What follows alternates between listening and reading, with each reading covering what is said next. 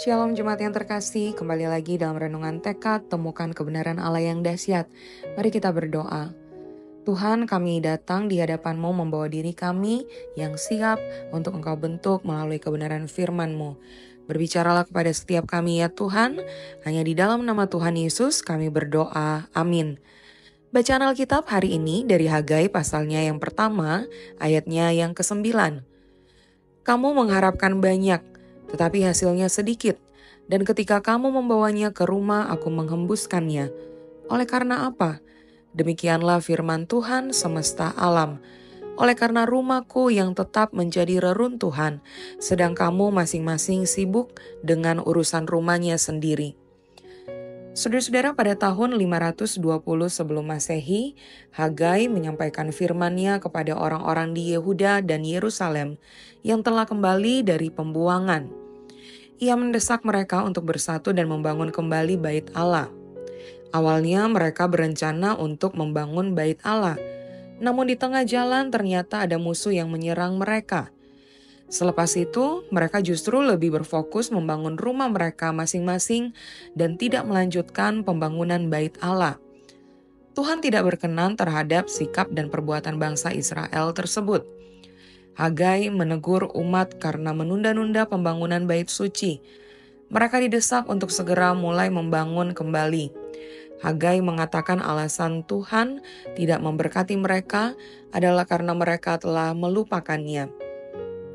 Lalu Serubabel bin Sealtiel dan Yosua bin Yozadak, imam besar dan selebihnya dari bangsa itu mendengarkan suara Tuhan Allah mereka dan juga perkataan Nabi Hagai sesuai dengan apa yang disuruhkan kepadanya oleh Tuhan Allah mereka. Lalu takutlah bangsa itu kepada Tuhan. Respon umat Tuhan begitu baik. Mereka memilih mendengarkan suara Tuhan dan mengerjakan pembangunan rumah Tuhan. Saudara-saudara, ketika kita mendengarkan suara Tuhan, bagaimana respon kita? Apakah kita langsung taat atau masih berargumen dengan Tuhan?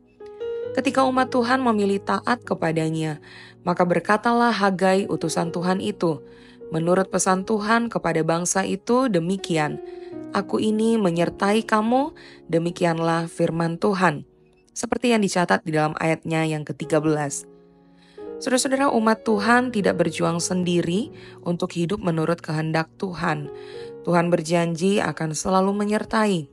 Oleh karena itu, jangan berjuang dengan kekuatan sendiri, namun selalu mengandalkan Tuhan dalam segala hal ketika menjalani hidup yang sesuai dengan panggilan Tuhan. Mari kita berdoa.